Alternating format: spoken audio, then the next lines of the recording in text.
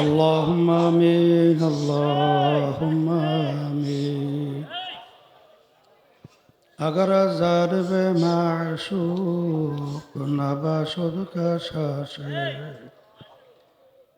طالب عاشق বেচারা نرسد بزای ও মাবুদ গো এক ফোঁটা পানি দিয়েই বনি আদমকে বানায়া এই দুনিয়াতে কয়েকদিন ঘুরাইয়া ফিরাইয়া আবার এই অন্ধকার কবরে নিয়ে যাইবেন। এই দুনিয়াতে আর কাহাকেও থাকতে দিবেন না। ভাই বলি বন্ধুরে বলি কেউ তো আপন না। ভাবিয়া চিন্তা করিয়া দেখিলাম ওই অন্ধকার কবরে আপনি সারা কেহ আপন হবে না।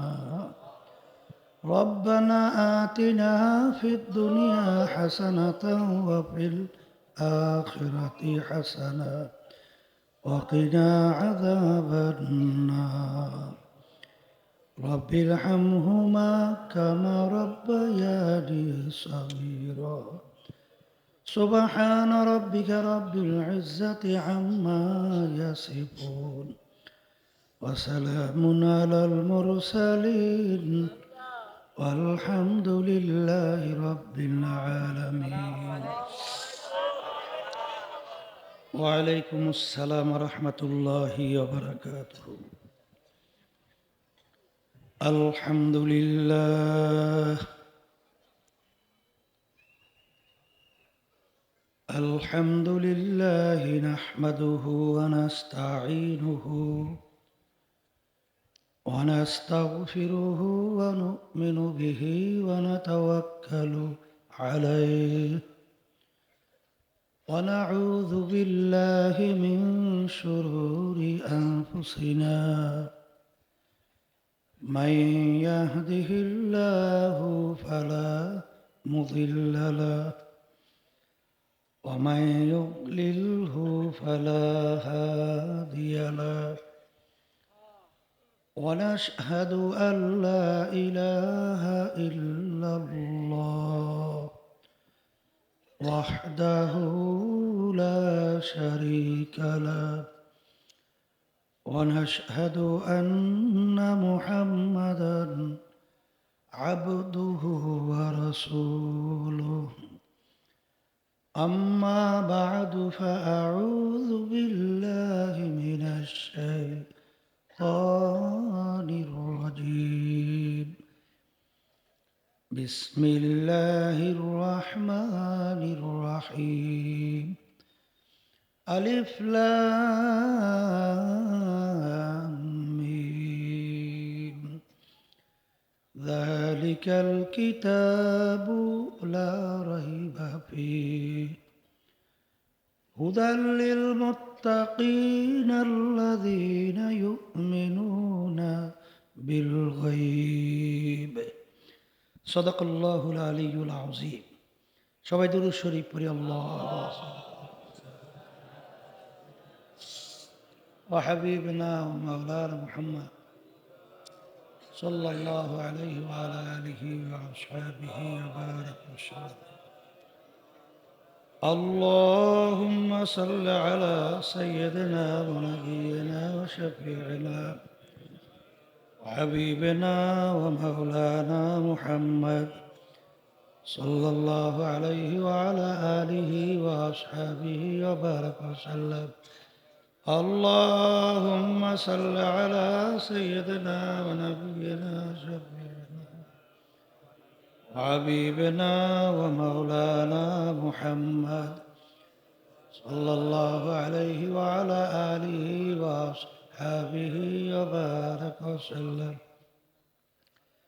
শুকরিয়া আদায় করতেছি মহান রব্বুল আলামিনের দরবারে। রব্বুল আলামিন ফিতনা ফাসাদের যুগ, চরমনায় নমুনায় 3 দিন ব্যাপী মাহফিল, শেষ দিন আজকের শেষ বৈঠক। আমাদের কারো জন্য জীবনের এই শেষ বৈঠকও হতে পারে, জীবনের শেষ বৈঠক। নিঃশ্বাসের বিশ্বাস না, সেকেন্ডের কোনো ভরসা নাই। আল্লাহ রসুল সাল্লাল্লাহু আলাইহি ওয়াসাল্লাম দুনিয়া সম্পর্কে বুঝাতে যাইয়ে বলছিলেন, আলী, তুমি মৃত্যুকে কত দূরে মনে করো। আলী রাদিয়াল্লাহু তাআলা আনহু বলছেন, আল্লাহ রসুল সাল্লাল্লাহু আলাইহি ওয়াসাল্লাম, আমি যখন নামাজ পড়ার জন্য অজু করতে যাই, তখন আমি খেয়াল করি আমার জীবনের শেষ অজু এটাই হতে পারে। আল্লাহ রসুল সাল্লাল্লাহু আলাইহি ওয়াসাল্লাম বলছিলেন, আলী, তুমি ভুল করছো, মৃত্যু তো এত দূরে না। এক নামাজ থেকে অন্য নামাজ আসতে মাঝখানে অনেক সময়ের ব্যবধান। তুমি এইভাবে খেয়াল করো, নামাজের ভিতরে ডান দিকে সালাম ফিরাইছো, বাম দিকে সালাম ফিরাতে পারি কিনা। আর আখেরাতের জিন্দিগির ব্যাপার আল্লাহ রসুল সাল্লাল্লাহু আলাইহি ওয়াসাল্লাম বলছেন, তামাম দুনিয়াটা যদি একটা গোডাউন বানাও, পশ্চিম থেকে পূর্ব, উত্তর থেকে দক্ষিণ, জমিন থেকে আসমান, জমিন আসমানের ভিতরে পার্থক্য, ফারাক কত কিলোমিটার? এই আসমান তো কেউ হিসাব দিতে পারছে? পারবে কোনো দিন? তবে একটু ধারণা করা যায়। আমরা যে দুনিয়া থেকে সূর্যটা দেখছি, এই সূর্যটা নাকি দুনিয়ার থেকে 9,30,00,000 মাইল দূরে আছে। এর উপরে তারকা আছে, তার উপরে তারকা, তার উপরে তারকা, তার উপরে তারকা। এক পর্যায়ে এত দূরে আছে নক্ষত্রগুলো, বৈজ্ঞানিকরা আবিষ্কার করার পরে বলছে, সৃষ্টির পরে তার আলো জমিনের দিকে দৌড়ে আসতেছে। এখন পর্যন্ত নাকি তার আলো সে জমিনে পৌঁছেই দেয়। আর আলোর গতি প্রতি সেকেন্ডে 1,86,000 মাইল বেগে দৌড়ায়। কথা ঠিক না? বর্তমানে এক শ্রেণী আছে বস্তুবাদী নাস্তিকের দল। এরা অনেক সময় বলতেছে, যা দেখি না দু নয়নে বিশ্বাস করি না গুরুর বচনে। ওদের তো খুব সহজ সরল কথা। তা কি? ওরা বলে, ওলামায়ে কেরাম বয়ান করে, যাকে আল্লাহ রাব্বুল আলামিন একটা ছোট বেহেশত দান করবে, 10 দুনিয়ার সমান। কয় দুনিয়া? কয়জনকে দেবে? তাও আবার পরিমাণ ছোট, পরিমাণ একজনকে দেবে ছোট বেহেশত 10টা দুনিয়ার সমান। একজন দুইজন লোক বেহেশতে যায় না কোটি কোটি যাবে? আচ্ছা, তাহলে যাকে বড় বেহেশত দেবে সেইটার পরিমাণ কত বড়, তাদের কোনো শেষ মেরা নাই, আছে? এখন ওরা বলে, এত জায়গা মাওলায় পায় কই? কি নাস্তিকের দল বসতে খুব সহজ না? কথা বলে না কেন?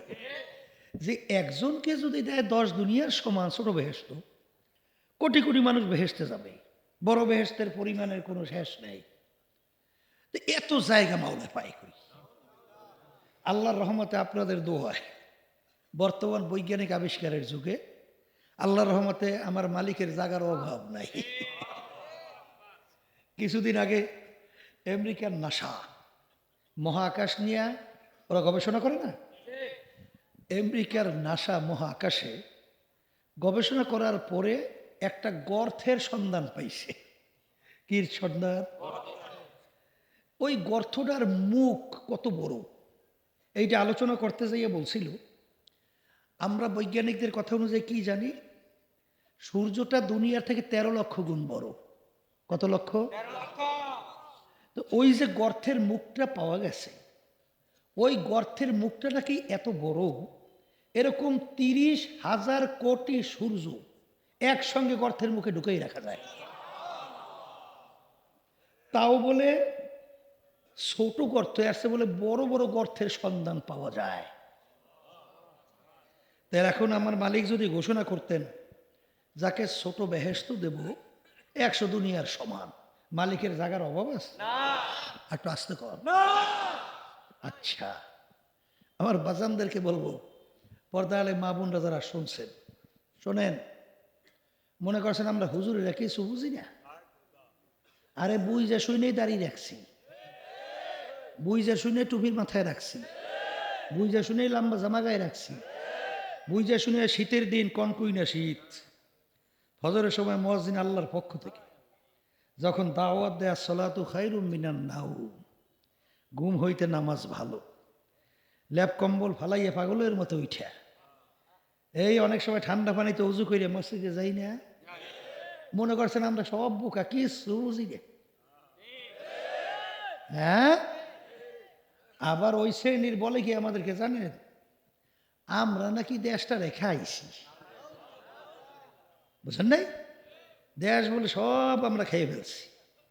আচ্ছা, কত বড় জুলুম কথা, জুলুম বুঝেন তো, অন্যায় অন্যায়, কত বড় অন্যায়ের কথা। আচ্ছা বলেন তো, প্রেসিডেন্ট থেকে শুরু করে এলাকার চৌকিদার পর্যন্ত কোথায় হুজুররা দায়িত্ব পালন করে? সব দায়িত্ব পালন করছে খাজুরেরা। তা দেশ চালাইলো খাজুরেরা, দেশ হুজুরেরা খাইলো কিভাবে? দেশ যে কারা খাইছি এত পেপার পত্রিকা মিডিয়া সংবাদে আমরা দেখলে শুনলেই বুঝি, দেশ হুজুরেরা খায় নাই, দেশ ওরা শুধু খায় নাই, গ্রামে আমাদের বরিশালে একটা কথা আছে, খাইয়া যোগাযোগা করে ফেলছে। কথা বুঝলেন না? আজকে বাংলাদেশের ভিতরে আমরা মানুষ, প্রত্যেকটা মানুষ মাথা পিছু ওই প্রায় ১.৫ লক্ষ টাকার কাছাকাছি আমরা ঋণগ্রস্ত, প্রত্যেকটা মানুষ। কি বুঝেন? দেশ আমরা খাইছি না ওরা খাইছি? হ্যাঁ, ও মনে করছেন আমরা হুজুররা কিছু বুঝি না মিয়া? তাহলে হুজুর দুপুর আর ক্ষিপ্ত কেন, এত এত ক্ষিপ্ত কেন? কারণ আছে না নাই? কারণ আছে না নাই? ওরা কি চায় জানেন? ওরাই বিদেশি বিজাতিদের কালচার, ওদের সংস্কৃতি বাংলাদেশে বাস্তবায়ন করতে চায়। এইটা হুজুররা কোরআনে হাদিস অনুযায়ী বলে, বাজান এইটা পারা যাবে না, আল্লাহ নিষেধ করছে, আল্লাহ রসুল নিষেধ করছে, এটা পারা যাবে না। এর ভিতরে শান্তি নাই, হারামে আরাম নাই, হারামে আরাম নাই। আমেরিকা সহ পাশ্চাত্য দেশগুলো প্রেসিডেন্ট থেকে শুরু করে এলাকার চৌকিদার পর্যন্ত কেউ দাবি করতে পারবে না সন্তানটা আমার। ফ্রি সেক্সের দেশ, সব জারজে ভরা। আর ওরা দুইটা জিনিস বাস্তবায়ন করতে চায়, একটা হলো জারজের পোটাক বাড়ানো, আর একটা চায় ঘরে ঘরে ব্যক্তি পর্যায়ে সুদ ঢুকিয়ে দেওয়া। বুঝেন নাই? বুঝি শোনে, আল্লাহ রসুল সাল্লাল্লাহু আলাইহি ওয়াসাল্লাম সাহাবায়ে কেরামদেরকে নিয়ে আলোচনা করতেছে। আল্লাহ রসুল সাল্লাল্লাহু আলাইহি ওয়াসাল্লাম আলোচনার মধ্যে হঠাৎ মাঝে মাঝে বাইজে পড়ে, আলোচনা করতে পারতেছেন।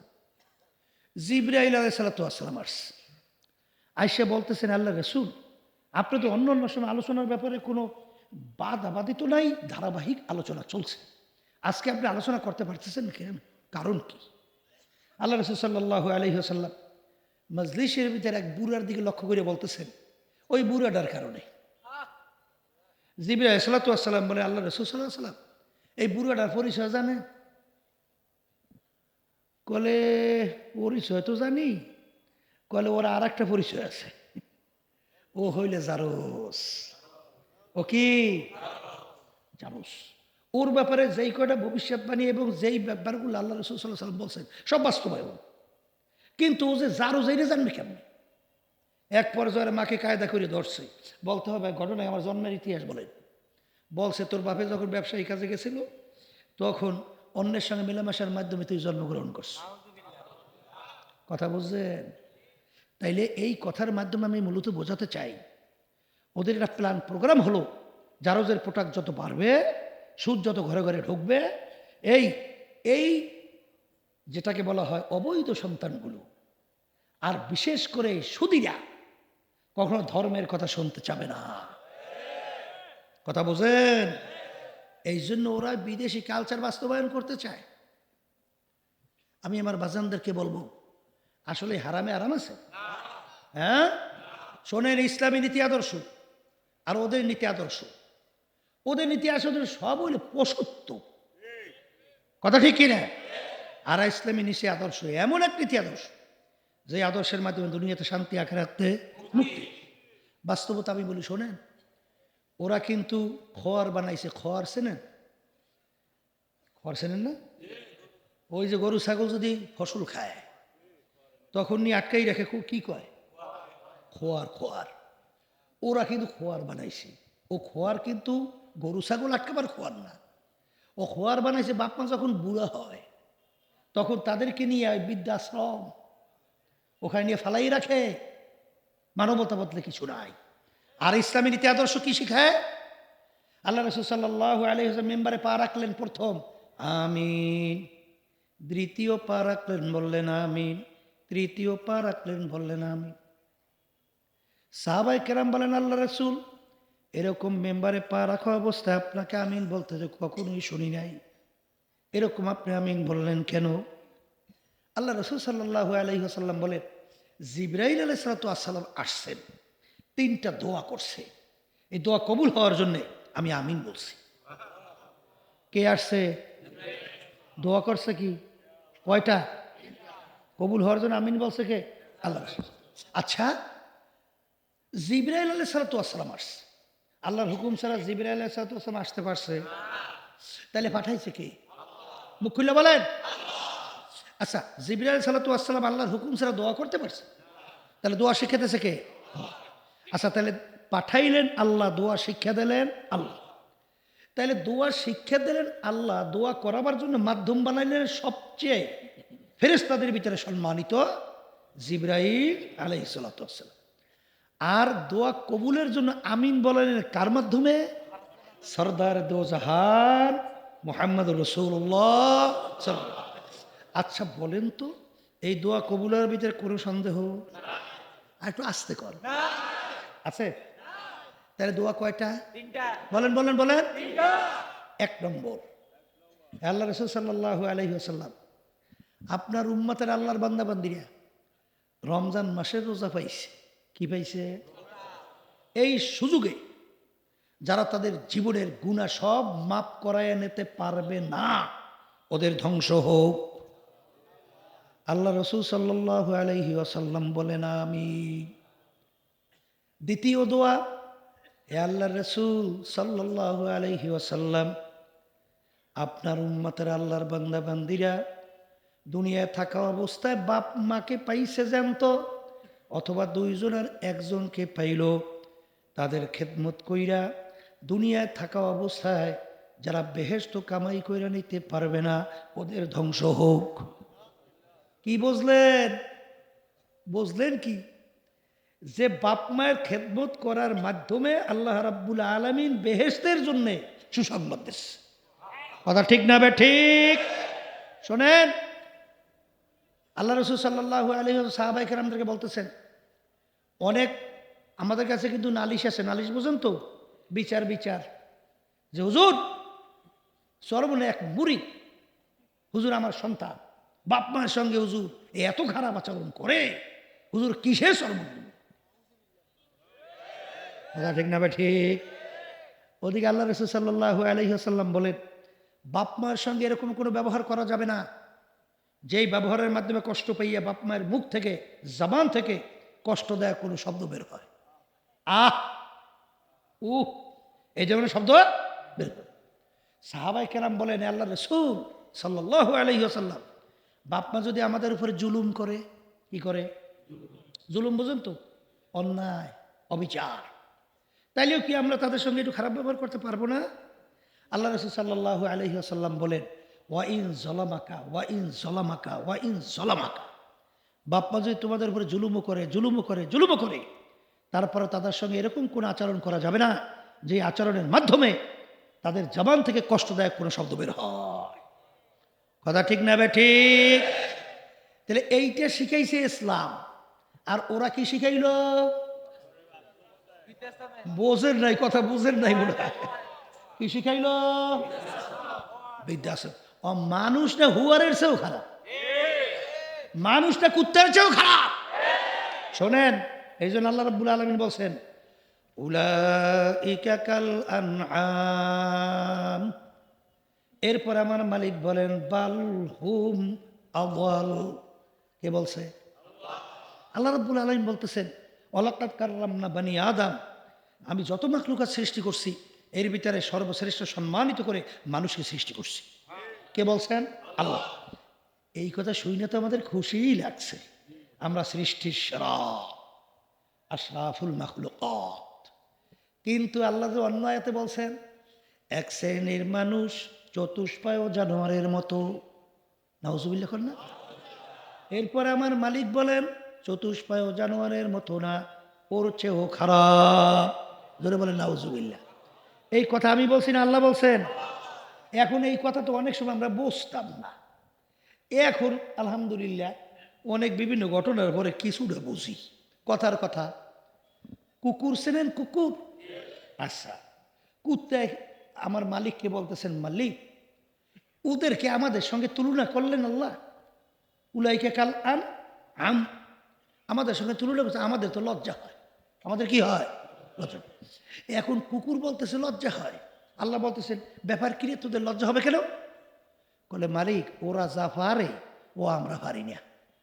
ওরা যা পারে, বলে তা কেমন? শোনেন, কুকুরের 4-5টা বাচ্চা হয় কি হয় না? আচ্ছা, বাচ্চাগুলা যতক্ষণ পর্যন্ত নিজেরা খাইয়া লইয়া চলার মতো উপযুক্ত না হয়, মা কুকুর বাচ্চাগুলোকে ফেলাইয়া অন্যত্র কোথাও যায়? এই জানের ঝুঁকি নিয়া বাচ্চাদেরকে লালন পালন করে না? করে না? করে না?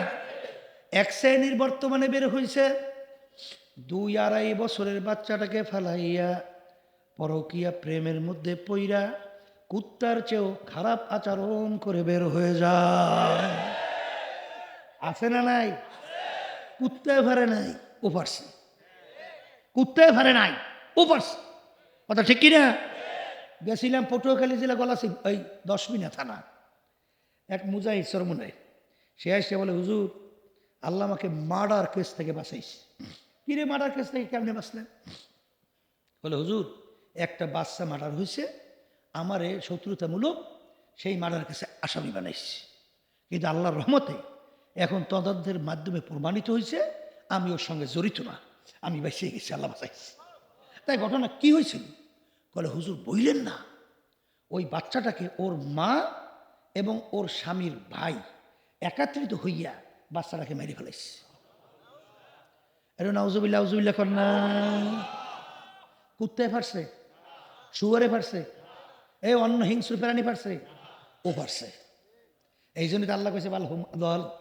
এরপরে আমার মালিক বলেন শাররুল বারিয়া, এক শ্রেণীর মানুষ 18,000 কম বেশি মাখলুকাত আমি সৃষ্টি করলাম, এর ভিতরে সবচেয়ে নিকৃষ্ট তার নাম হইল মানুষ।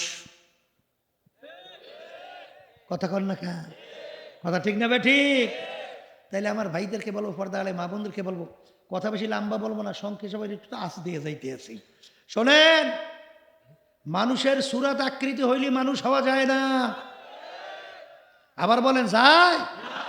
হ্যাঁ, আমি পীর, আমি খুব বড় মানুষ, আমি মুফতি, আমি মুহাদ্দিস, আমি শাইখুল হাদিস বড় মানুষ, আমি চেয়ারম্যান, আমি মেম্বার, আমি এমপি, আমি মিনিস্টার, আমি জমিদার বংশের তালুকদার, কথা কয় না, আমি অমুক ডক্টর, খুব বড় মানুষ না?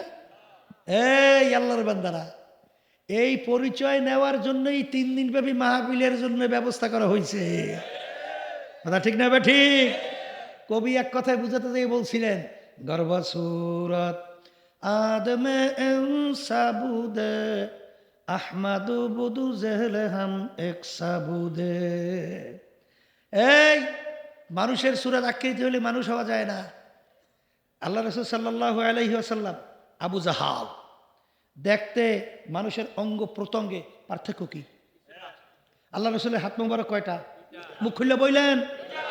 আবু জাহিলের হাত, আল্লাহ হাবিবের চক্ষু মুবারক, আবু জাহিলের পাও সমান না বেশি?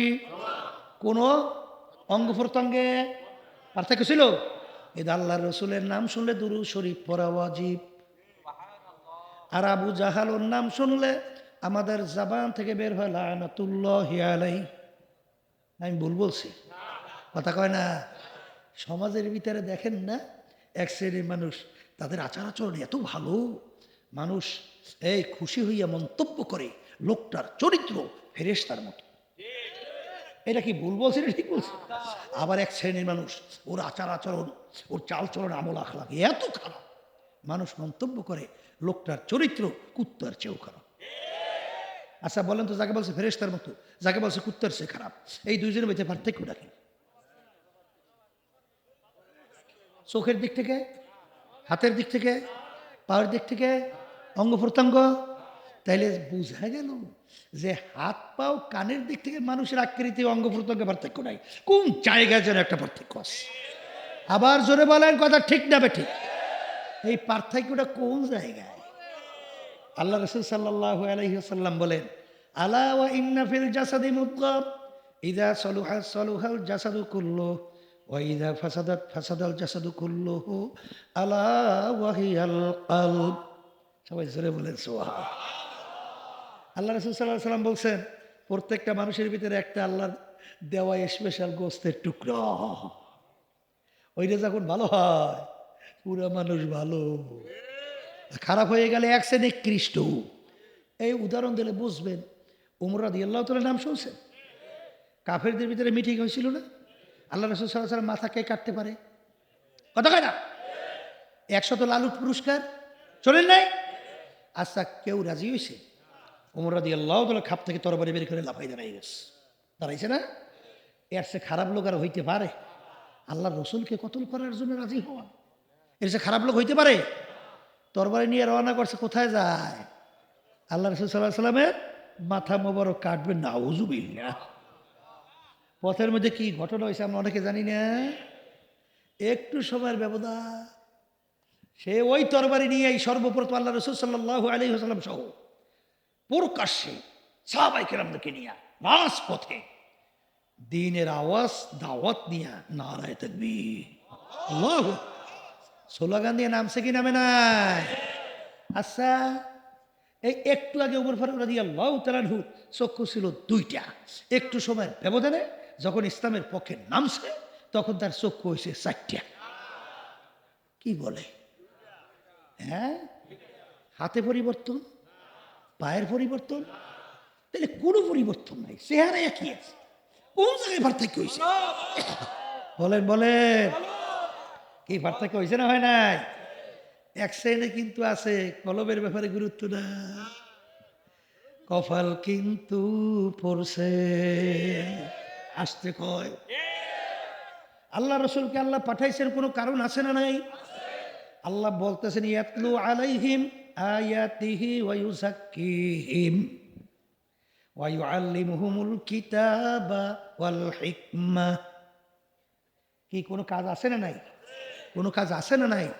এর ভিতরে একটা কাজ হলো আল্লাহ রাসূল সাল্লাল্লাহু আলাইহি ওয়াসাল্লাম তার উম্মতদের আত্মশুদ্ধি করাইবে। জোরে বলেন, কি করাইবে? আবার জোরে কান। কোরআন কারীমে আল্লাহ রাব্বুল আলামিন এক সূরার ভিতরে প্রায় 9টা কসম করার পরে বলতেছেন ক্বাদ আফলাহা মান যাক্কাহা ওয়া ক্বাদ খাবা মান দাসসাহা। যারা ওই কলব নামক ওই যে গোশতের টুকরা, যারা পবিত্র করতে পারবে, পরিষ্কার করতে পারবে, স্বচ্ছ করতে পারবে, ভালো করতে পারবে, তারাই নাজাত পেয়ে জান্নাতে যাবে। আল্লাহ রাব্বুল আলামিন কোরআনকে অন্য আয়াতে বলেন ইল্লা মান আতাল্লাহা বিকলবিন সালিম। আয়াত পড়ছি না অন্য কিছু পড়ছি? আসতে কর। হ্যাঁ, এই আল্লাহ কি বলছেন? যে কলবে সালিম, পরিষ্কার পরিচ্ছন্ন স্বচ্ছ কলব ছাড়া আমার পবিত্র জায়গা বেহেশতের ভিতরে হবে না। কে বলছেন? জোরে বলেন, কে বলছেন? কলবের ব্যাপারে কোনো চিন্তা আছে? আসতে কর। এখন কলব ভালো হয় কিসে ভালো হয়, কিসে খারাপ হয়, এটা জানা লাগবে না? এবং কলব ভালো করে কবরে যাওয়া লাগবে না? যেরকম লাগবে। এই কলবের উল্লেখযোগ্য 10টার মতো রোগ। কয়টা? উল্লেখযোগ্য 10টা। এর ভিতরে একটা রোগের নাম হলো তাকাব্বুরি। বোঝেন নাই? কি বলেন? আমি বড়, আমি ভালো,